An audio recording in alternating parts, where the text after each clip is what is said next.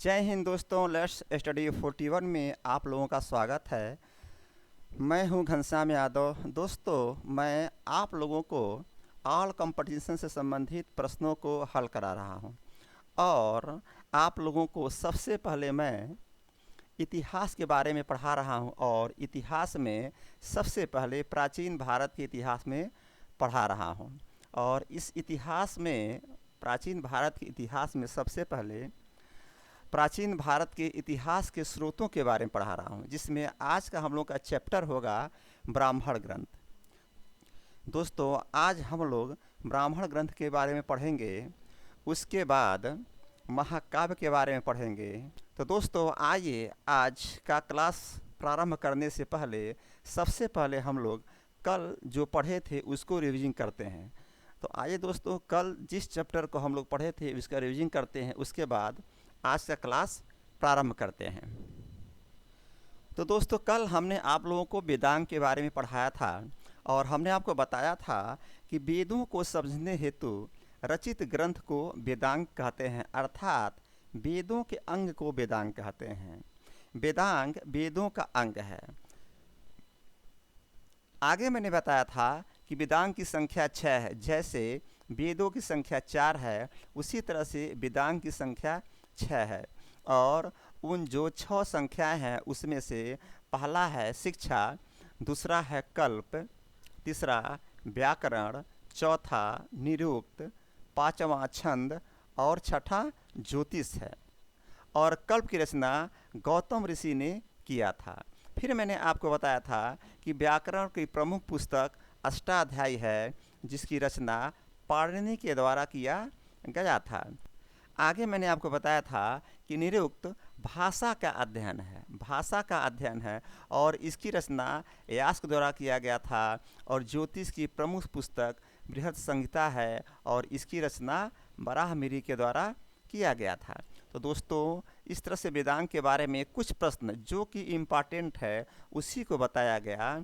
और इसके बाद हम लोग पढ़ेंगे पुराण के बारे में। पुराण के बारे में बताएंगे कि भारतीय ऐतिहासिक कथाओं के सबसे अच्छा क्रमबद्ध विवरण को पुराण कहते हैं। उसके बाद मैंने आपको बताया था कि पुराणों के रचयिता लोमहर्ष एवं उनके पुत्र उग्रश्रवा थे। फिर आगे मैंने आपको बताया था कि पुराणों को संस्कृत भाषा में लिखी गई थी। पुराणों को संस्कृत भाषा में लिखी गई थी। जिस तरह से वेद को संस्कृत भाषा में लिखी गई थी, उसी तरह पुराणों को भी संस्कृत भाषा में लिखी गई थी। और दोस्तों, पुराणों को पढ़ने वाले को पुजारी कहा जाता है। और अगला मैंने प्रश्न आपको बताया था कि पुराणों की संख्या कितनी है। तो दोस्तों, मैंने आपको बताया था पुराणों की संख्या 18 है और सबसे पुराना पुराण मत्स्य पुराण है। सबसे पुराना पुराण मत्स्य पुराण है और मत्स्य पुराण आंध्र सातवाहन साम्राज्य से जुड़ा हुआ है। मत्स्य पुराण आंध्र सातवाहन साम्राज्य से जुड़ा हुआ है। और दूसरा पुराण विष्णु पुराण है और विष्णु पुराण मौर्य वंश से जुड़ा हुआ है। फिर अगेंस्ट मैंने आपको बताया कि वायु पुराण गुप्त वंश से जुड़ा हुआ है, ब्राह्मण पुराण पुरु वंश से जुड़ा हुआ है, भागवत पुराण कृष्ण भक्ति से जुड़ा हुआ है। और दोस्तों, सबसे महत्व पुराण में विष्णु पुराण, मत्स्य पुराण और वायु पुराण आता है। फिर आगे मैंने आपको बताया था कि विष्णु पुराण में मौर्य काल की ज़्यादा जानकारी मिलती है और पांचवा वेद पुराणों को कहा जाता है दोस्तों। और वेदों का वेद पुराणों को कहा जाता है। पांचवा वेद पुराणों को कहा जाता है और वेदों का वेद भी पुराणों को ही कहा जाता है। फिर मैंने आपको उपनिषद के बारे में बताया था, वेदांत के बारे में बताया था कि गुरु के समीप बैठ करके दार्शनिक ज्ञान प्राप्त करना। ध्यान देंगे, दार्शनिक ज्ञान प्राप्त करना, गुरु के समीप बैठ करके दार्शनिक ज्ञान प्राप्त करना उपनिषद कहलाता है। और दोस्तों, उपनिषद की संख्या 108 है और जिसमें से प्रमाणिक यानी प्रमाणित उपनिषद की संख्या जो है 13 है। फिर मैंने आपको बताया था कि उपनिषद में राजपूतों को सबसे ज़्यादा महत्व दिया गया है, क्योंकि इसके पहले हम जब भी वेद, वेदांग और सारे ग्रंथ पढ़े थे उसमें हमने आपको बताया था कि उसमें ब्राह्मणों को सबसे ज़्यादा महत्व दिया गया, लेकिन उपनिषद में राजपूतों को ज़्यादा महत्व दिया गया था। और सत्यमेव जयते मंडूक उपनिषद से लिया गया है। लेकिन यही अगर प्रश्न बनता है कि सत्यमेव जयते किस वेद से लिया गया, तो दोस्तों उत्तर देंगे सत्यमेव जयते अथर्ववेद से लिया गया है। चूँकि अथर्ववेद में ही सत्यमेव जयते का वर्णन किया गया है, और उसके बाद जब मंडूक उपनिषद बना तो मंडूक उपनिषद में सत्यमेव जयते को रख दिया गया। तो प्रश्न आएगा कि सत्यमेव जयते किस उपनिषद से लिया गया, तो आप उत्तर देंगे सत्यमेव जयते मंडूक उपनिषद से लिया गया। लेकिन अगर प्रश्न आया कि सत्यमेव जयते किस वेद से लिया गया है, तो दोस्तों उत्तर देंगे सत्यमेव जयते अथर्ववेद से लिया गया है। फिर मैंने आपको बताया था कि सबसे बड़ा उपनिषद बृहद नारायण, नाम ही बृहद। अगर प्रश्न आता है कि सबसे बड़ा उपनिषद कौन सा है, तो दोस्तों उत्तर देंगे सबसे बड़ा उपनिषद बृहद नारायण है, और सबसे बाद में आलोपनिषद लिखा गया था। सबसे बड़ा उपनिषद सबसे बाद में जो उपनिषद लिखा गया था वो आलोपनिषद है। यम नचिकेता एवं ओम को कठोपनिषद में लिखा गया। और दोस्तों लास्ट मैंने आपको बताया था कि ब्रह्मा विष्णु एवं महेश की चर्चा जालोपनिषद में की गई थी। तो दोस्तों अभी हम लोगों ने कल क्लास में जिस बातें की चर्चा की गई थी उसका हम लोगों ने अभी रिवीजन कर लिया, और अब आइए आज की क्लास प्रारंभ करते हैं। तो दोस्तों आज के क्लास में हम सबसे पहले पढ़ेंगे ब्राह्मण ग्रंथ के बारे में। तो आइए ब्राह्मण ग्रंथ के बारे में पढ़ते हैं। तो सबसे पहले प्रश्न आया कि ब्राह्मण ग्रंथ क्या है। ब्राह्मण ग्रंथ क्या है, तो दोस्तों ब्राह्मण ग्रंथ वेदों का भाग है। मैंने आपको पहले ही बताया कि वेद 4 प्रकार के होते हैं, ऋग्वेद, सामवेद, यजुर्वेद और अथर्ववेद। इन्हीं वेदों का भाग ये ब्राह्मण ग्रंथ होता है। यानी कि प्रश्न आएगा कि ब्राह्मण ग्रंथ क्या है, तो दोस्तों उत्तर देंगे ब्राह्मण ग्रंथ वेदों का ही भाग होता है। फिर अगला प्रश्न आया कि ब्राह्मण ग्रंथ में किस चीज़ का विवरण किया गया है। तो ब्राह्मण ग्रंथ में किस बातों का विवरण दिया गया है, तो दोस्तों इसका उत्तर है ब्राह्मण ग्रंथ में कर्म कांडों, विधि विधानों एवं यश के बारे में बताया गया है। पहला प्रश्न आया ब्राह्मण ग्रंथ क्या है, तो दोस्तों इसका उत्तर हुआ ब्राह्मण ग्रंथ वेदों का ही भाग है। जो 4 वेद हमारे हुआ करते हैं उसी का भाग, यानी उसी का अगला पार्ट 6 प्रकार का जो है उसी का अगला पार्ट ये ब्राह्मण ग्रंथ है। और ब्राह्मण ग्रंथ में क्या किस बात की चर्चा की गई है, तो दोस्तों इसका उत्तर देंगे ब्राह्मण ग्रंथ में कर्म कांडों, विधि विधानों एवं यक्ष के बारे में चर्चा की गई है या बताया गया है। फिर अगला प्रश्न बना कि ऐतरेय ब्राह्मण किस वेद से संबंधित है, तो दोस्तों ऐतरेय ब्राह्मण ऋग्वेद से संबंधित है। दोस्तों मैंने पिछले क्लास में जब ऋग्वेद के बारे में आप लोगों को बता रहा था तो वहाँ पर एक प्रश्न आया था कि ऋग्वेद का ब्राह्मण ग्रंथ क्या है। याद होगा आप लोगों का प्रश्न बना था कि ऋग्वेद का ब्राह्मण ग्रंथ क्या है। तो दोस्तों मैंने आप लोगों को बताया था कि ऋग्वेद का ब्राह्मण ग्रंथ ऐतरेय है। यहाँ पर प्रश्न आ रहा है कि ऐतरेय ब्राह्मण ग्रंथ किस वेद से संबंधित है। तो चूँकि ऋग्वेद का ब्राह्मण ग्रंथ ऐतरेय है, तो यहाँ उत्तर बन जाएगा कि ऐतरेय ब्राह्मण ग्रंथ ऋग्वेद से संबंधित है। फिर अगला प्रश्न, कौस्तकी ब्राह्मण ग्रंथ किस वेद से संबंधित है, तो दोस्तों इसका उत्तर है कौस्तकी ब्राह्मण ग्रंथ ऋग्वेद से संबंधित है। तो दोस्तों फिर मैं आपको बताऊंगा कि जब मैं ऋग्वेद बता रहा था, ऋग्वेद के बारे में मैंने आपको चर्चा किया था और आप लोगों को पढ़ाया था, तो उस समय भी प्रश्न आया था कि ऋग्वेद का ब्राह्मण ग्रंथ क्या है। तो मैंने बताया था कि ऐतरेय एवं कौस्तकी, ऐतरेय एवं कौस्तकी ऋग्वेद का ब्राह्मण ग्रंथ है। तो यहाँ पर फिर प्रश्न आ रहा है कि कौस्तकी ब्राह्मण ग्रंथ किस वेद से संबंधित है। तो दोस्तों इसका उत्तर है कौस्तकी ब्राह्मण ग्रंथ ऋग्वेद से संबंधित है। फिर अगला प्रश्न आया कि यजुर्वेद कितने भागों में बटा हुआ है। यजुर्वेद कितने भागों में बटा हुआ है, तो दोस्तों उत्तर देंगे यजुर्वेद 2 भागों में बटा गया है। यजुर्वेद 2 भागों में बटा हुआ है, पहला शुक्ल यजुर्वेद और दूसरा कृष्ण यजुर्वेद। यजुर्वेद कितने भागों में बटा है, दोस्तों यजुर्वेद दो भागों में बटा है, पहला शुक्ल यजुर्वेद और दूसरा कृष्ण यजुर्वेद। फिर अगला प्रश्न बना कि शुक्ल यजुर्वेद का ब्राह्मण ग्रंथ कौन सा है? तो इसका उत्तर है शुक्ल यजुर्वेद का ब्राह्मण ग्रंथ शतपथ ब्राह्मण है। तो दोस्तों फिर मैं आप लोग को पीछे ले चलूँगा। मैंने आपको बताया था कि यजुर्वेद का ब्राह्मण ग्रंथ क्या है, तो मैंने आपको बताया था कि यजुर्वेद का ब्राह्मण ग्रंथ शतपथ ब्राह्मण है। पिछले क्लास में जब मैंने आपको बताया था, पढ़ाया था यजुर्वेद के बारे में, तो एक प्रश्न आया था कि यजुर्वेद का ब्राह्मण ग्रंथ क्या है, तो मैंने आपको बताया था कि यजुर्वेद का ब्राह्मण ग्रंथ शतपथ है। फिर यहाँ प्रश्न बना कि शुक्ल यजुर्वेद का ब्राह्मण ग्रंथ कौन सा है, तो दोस्तों उत्तर देंगे शुक्ल यजुर्वेद का ब्राह्मण ग्रंथ शतपथ ब्राह्मण है। फिर अगला प्रश्न, कृष्ण यजुर्वेद का ब्राह्मण ग्रंथ कौन सा है, तो इसका उत्तर है कृष्ण यजुर्वेद का ब्राह्मण ग्रंथ तैत्रेय ब्राह्मण है। फिर मैं पीछे आपको ले चलूँगा। यजुर्वेद के बारे में जब मैं आपको बता रहा था तो उसमें बताया था कि यजुर्वेद का ब्राह्मण ग्रंथ क्या है, तो मैंने बताया था कि यजुर्वेद का ब्राह्मण ग्रंथ शतपथ और तैत्रेय है। तो यहाँ पर प्रश्न आ गया कि शुक्ल यजुर्वेद का ब्राह्मण ग्रंथ शतपथ ब्राह्मण है, और अगला प्रश्न है कृष्ण यजुर्वेद का ब्राह्मण ग्रंथ कौन सा है, तो दोस्तों यही उत्तर होगा कृष्ण यजुर्वेद का ब्राह्मण ग्रंथ तैत्रेय ब्राह्मण है।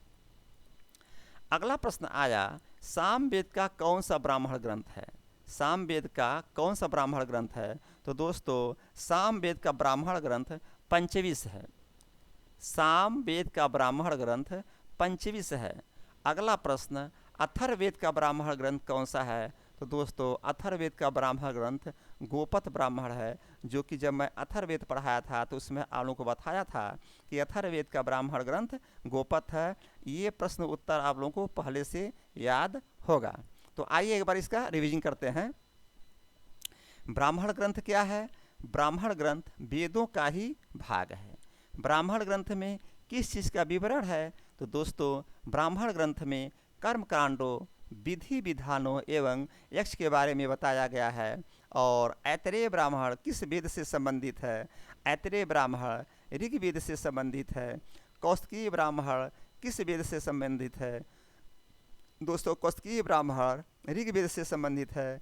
यजुर्वेद में यजुर्वेद को कितने भागों में बांटा गया है, तो दोस्तों यजुर्वेद को दो भागों में बांटा गया है, पहला शुक्ल यजुर्वेद और दूसरा कृष्ण यजुर्वेद।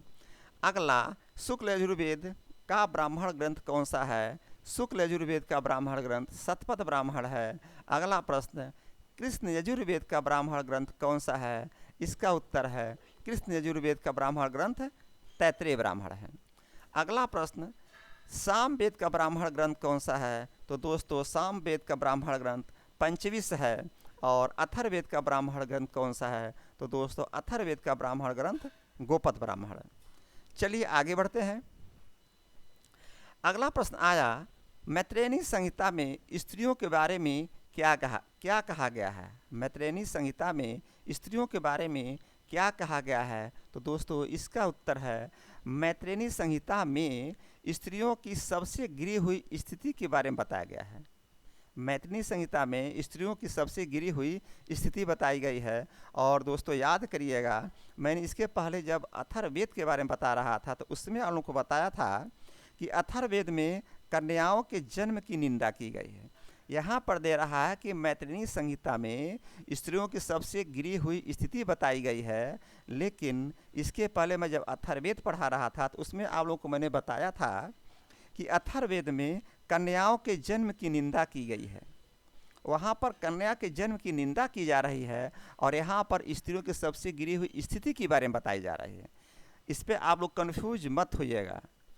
मैत्रेयी संहिता में स्त्रियों की गिरी हुई अवस्था बताई जा रही है और अथर्ववेद में कन्याओं के जन्म की निंदा की गई है।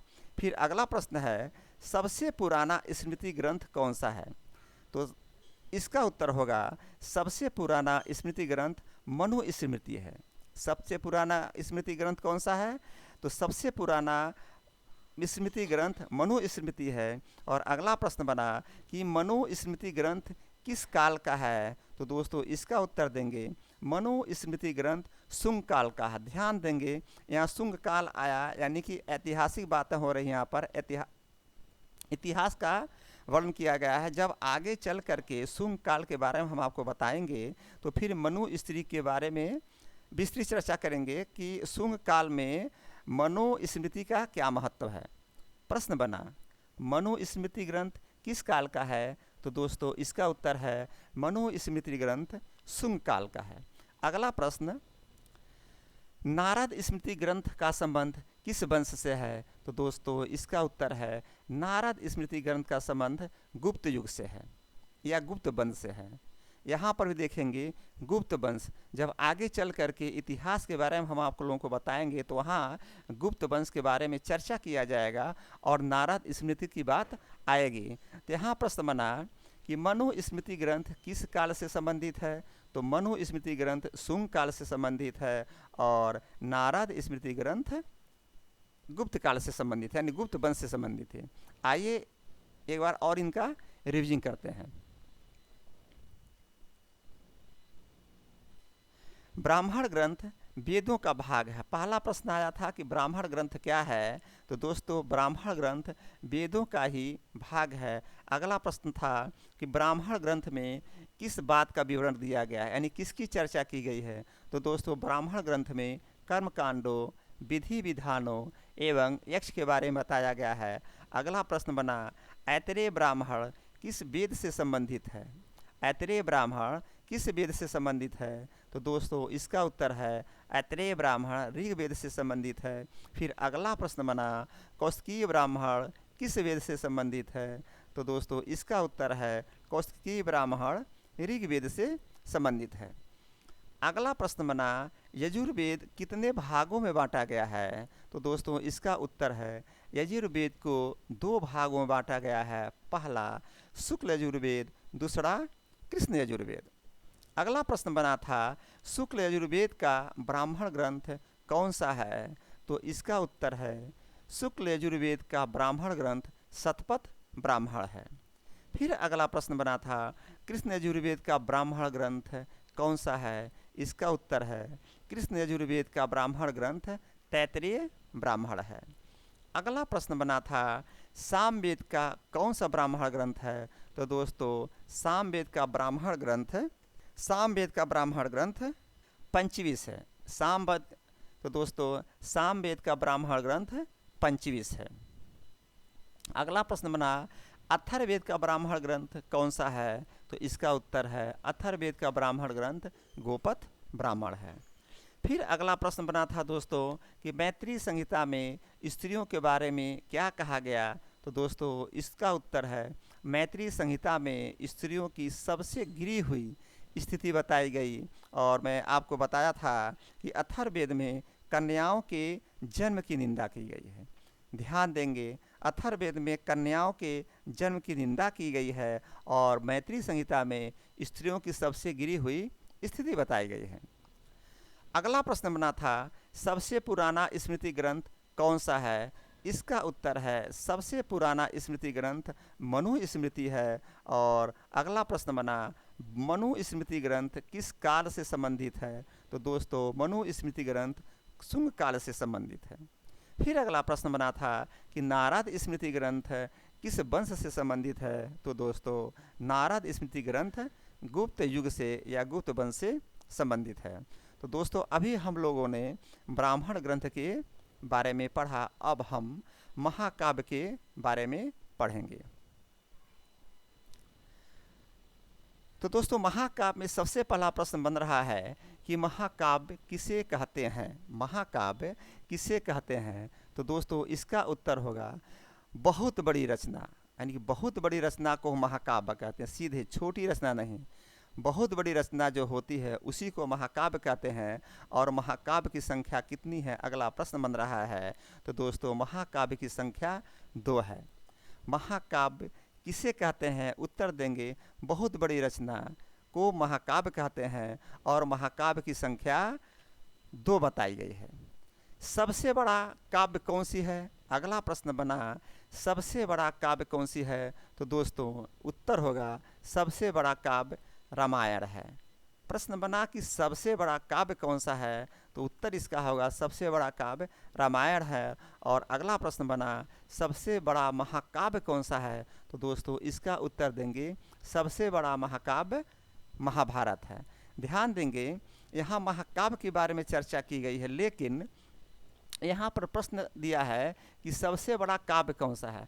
दरअसल दोनों महाकाव्य ही है, लेकिन अगर प्रश्न पूछता है कि सबसे बड़ा काव्य, तो रामायण बोलेंगे और सबसे बड़ा महाकाव्य तो महाभारत बोलेंगे। तो प्रश्न आया सबसे बड़ा काव्य कौन सी है, तो सबसे बड़ा काव्य रामायण। सबसे बड़ा महाकाव्य क्या है, तो दोस्तों महाभारत।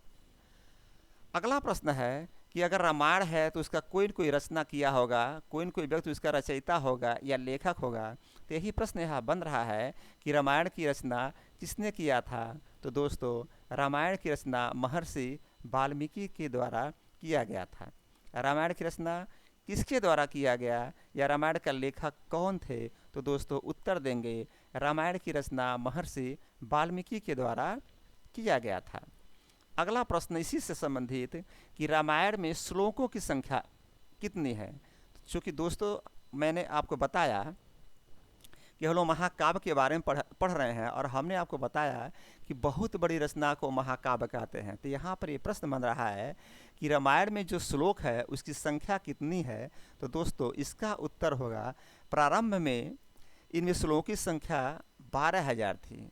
सबसे पहले इसमें श्लोकों की संख्या 12,000 थी, लेकिन बाद में इनकी संख्या 24,000 हो गई। रामायण में श्लोकों की संख्या कितनी है, तो इसका उत्तर देंगे प्रारंभ में श्लोकों की संख्या 12,000 थी, लेकिन बाद में चल करके 24,000 हो गई। और दोस्तों अगला प्रश्न आया रामायण के खंडों को क्या कहा जाता है, तो इसका उत्तर होगा रामायण के खंडों को कांड कहा जाता है और रामायण में 7 खंड है।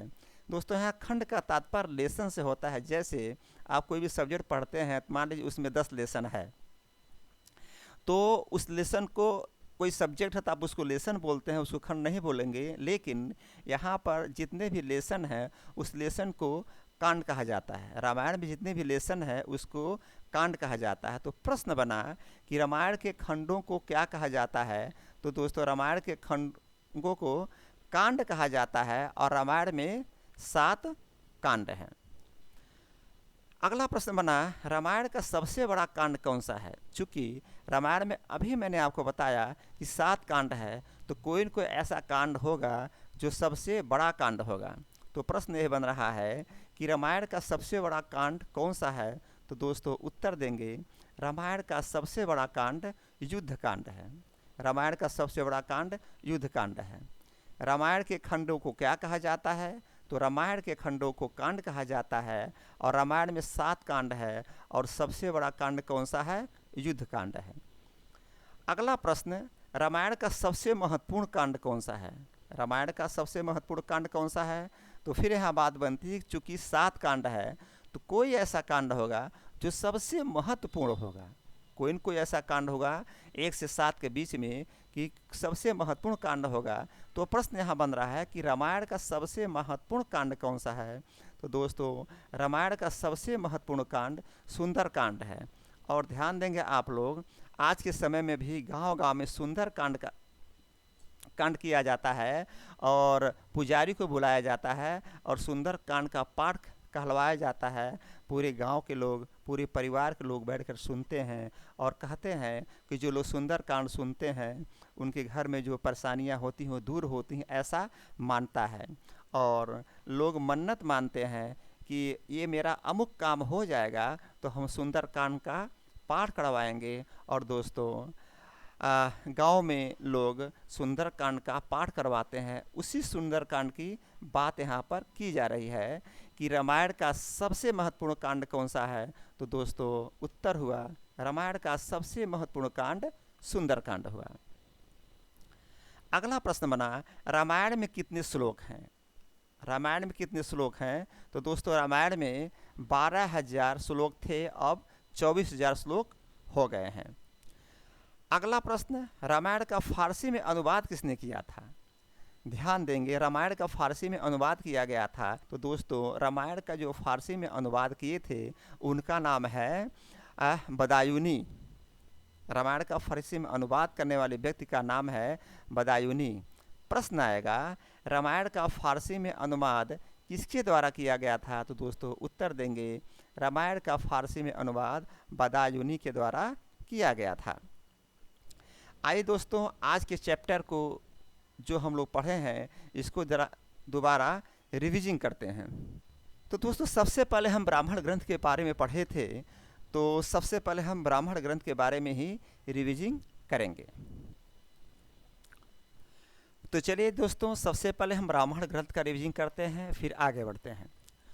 तो ब्राह्मण ग्रंथ में सबसे पहला प्रश्न था, ब्राह्मण ग्रंथ क्या है? इसका उत्तर होगा, ब्राह्मण ग्रंथ वेदों का ही भाग है। ब्राह्मण ग्रंथ वेदों का ही भाग है। अगला प्रश्न बना था, ब्राह्मण ग्रंथ में किस चीज़ का विवरण है, यानी किसके बारे में चर्चा की गई है? तो दोस्तों ब्राह्मण ग्रंथ में कर्मकांडों, विधि विधानों एवं यक्ष के बारे में चर्चा की गई है।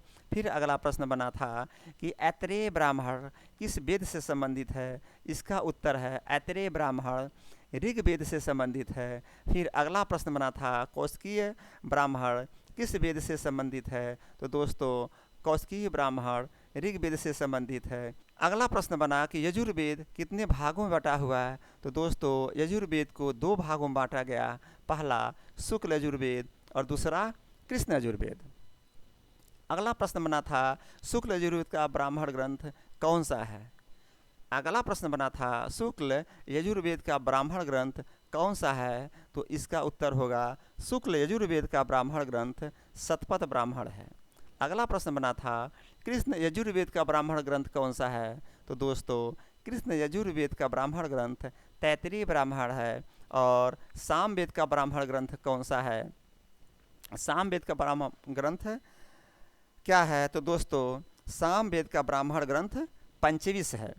अगला प्रश्न, अथर्ववेद का ब्राह्मण ग्रंथ कौन सा है? तो दोस्तों अथर्ववेद का ब्राह्मण ग्रंथ गोपथ ब्राह्मण है। और इसके बाद अगला प्रश्न बना कि मैत्रेयी संहिता में स्त्रियों के बारे में क्या कहा गया है? तो दोस्तों मैत्रेयी संहिता में स्त्रियों की सबसे गिरी हुई स्थिति बताई गई है। और दोस्तों अथर्ववेद में कन्याओं के जन्म की निंदा की गई है। अगला प्रश्न बना था कि सबसे पुराना स्मृति ग्रंथ कौन सी है? तो दोस्तों सबसे पुराना स्मृति ग्रंथ मनुस्मृति है। और मनुस्मृति ग्रंथ किस काल से संबंधित है? तो दोस्तों मनुस्मृति ग्रंथ शुंग काल से संबंधित है। अगला प्रश्न बना था, नारद स्मृति का संबंध किस वंश से है? तो दोस्तों नारद स्मृति का संबंध गुप्त युग से है। फिर उसके बाद हम आए महाकाव्य पर। तो चलिए दोस्तों महाकाव्य का रिविजन करते हैं कि महाकाव्य में कौन कौन सी बातें की गई हैं। तो दोस्तों महाकाव्य किसे कहते हैं, पहला ही प्रश्न बना था। तो दोस्तों मैंने आपको बताया था बहुत बड़ी रचना को हम महाकाव्य कहते हैं। और महाकाव्य की संख्या कितनी है? तो इसका उत्तर है महाकाव्य संख्या 2 है। सबसे बड़ा काव्य कौन सी है? तो दोस्तों सबसे बड़ा काव्य रामायण है। और सबसे बड़ा महाकाव्य कौन सी है? तो सबसे बड़ा महाकाव्य महाभारत है। रामायण की रचना किसके द्वारा किया गया, यानी कि रामायण की रचयिता कौन है? तो दोस्तों इसका उत्तर होगा, रामायण की रचयिता महर्षि वाल्मीकि जी थे। और रामायण में कितने श्लोकों की संख्या है? तो दोस्तों रामायण में सबसे पहले 12,000 श्लोक थे और बाद में 24,000 श्लोक हो गए। रामायण के खंडों को क्या कहा जाता है? तो दोस्तों रामायण में 7 खंड हैं और उस 7 खंडों को कांड कहा जाता है। तो रामायण के खंडों को कांड कहा जाता है और रामायण में 7 कांड हैं। रामायण का सबसे बड़ा कांड क्या है? तो दोस्तों रामायण का सबसे बड़ा कांड युद्ध कांड है। और रामायण का सबसे महत्वपूर्ण कांड कौन सा है? तो दोस्तों रामायण का सबसे महत्वपूर्ण कांड सुंदर कांड है। रामायण में कितने श्लोक हैं? तो दोस्तों रामायण में 12,000 श्लोक थे, अब 24,000 हो गए हैं। ये प्रश्न 2 बार रिपीट हो गया, कोई बात नहीं, आगे बढ़ते हैं। रामायण का फारसी में अनुवाद किसके द्वारा किया गया था? तो दोस्तों रामायण का फारसी में अनुवाद बदायूनी के द्वारा किया गया था। तो इस प्रकार से हम लोगों का ये क्लास समाप्त होता। लेकिन दोस्तों एक बार और रिविजन करते हैं, फटाफट 2 मिनट लगेगा, ताकि आप लोगों के दिमाग में ये पूरा चैप्टर ठीक तरह से बैठ जाए और आप इसको कभी भूल ना पाएँ। तो दोस्तों पहला प्रश्न बना, ब्राह्मण ग्रंथ वेदों का ही भाग है, और हमने बताया था कि ब्राह्मण ग्रंथ में कर्म कांडों, विधि विधान एवं यक्ष के बारे में चर्चा किया गया है। और ऐतरेय ब्राह्मण ऋग्वेद से संबंधित है दोस्तों, और कौशिकी ब्राह्मण ऋग्वेद से संबंधित है। यानी कि ऐतरेय ब्राह्मण और कौशिकी ब्राह्मण दोनों ऋग्वेद से संबंधित है। फिर आगे हमने बताया था आपको कि यजुर्वेद को 2 भागों में बांटा गया था, पहला शुक्ल यजुर्वेद और दूसरा कृष्ण यजुर्वेद। और शुक्ल यजुर्वेद का ब्राह्मण ग्रंथ शतपथ ब्राह्मण, और दोस्तों कृष्ण यजुर्वेद का ब्राह्मण ग्रंथ तैत्तिरीय ब्राह्मण है। फिर मैंने आपको बताया था कि सामवेद का ब्राह्मण ग्रंथ पंचविश है, सामवेद का ब्राह्मण ग्रंथ पंचविश है, और अथर्ववेद का ब्राह्मण ग्रंथ गोपथ है। आपको बताया मैंने कि सामवेद का ब्राह्मण ग्रंथ पंचविश है और अथर्ववेद का ब्राह्मण ग्रंथ गोपथ है।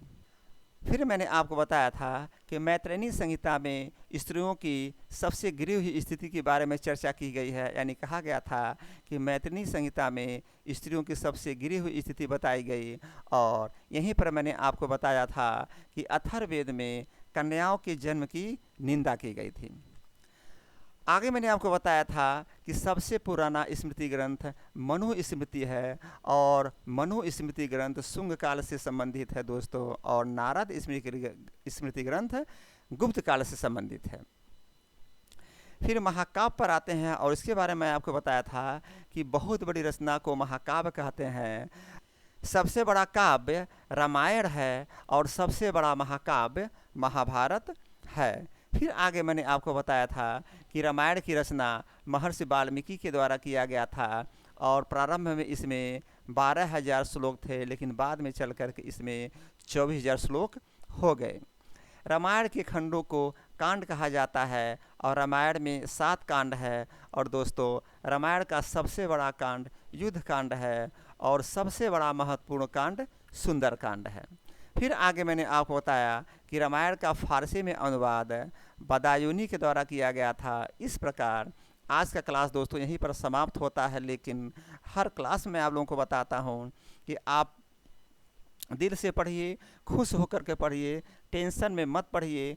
कोई भी काम टेंशन में नहीं करना है, तनाव में नहीं करना है, खुशी खुशी करना है। और जब आप किसी भी चीज़ को, किसी भी काम को आप प्रसन्नचित्त मन से करते हैं तो बातें याद होती हैं और उसमें सफलता मिलती है। इसलिए आप तरीके से दोस्तों पढ़ाई करिए, आगे बढ़िए। और एक बात और आपको बताऊं कि आप मेरे चैनल को लाइक करिए, सब्सक्राइब करिए, ताकि दोस्तों और लोगों को बताइए कि वो भी सब्सक्राइब करें, लाइक करें, और अपने फ्यूचर को ब्राइट बनाएं।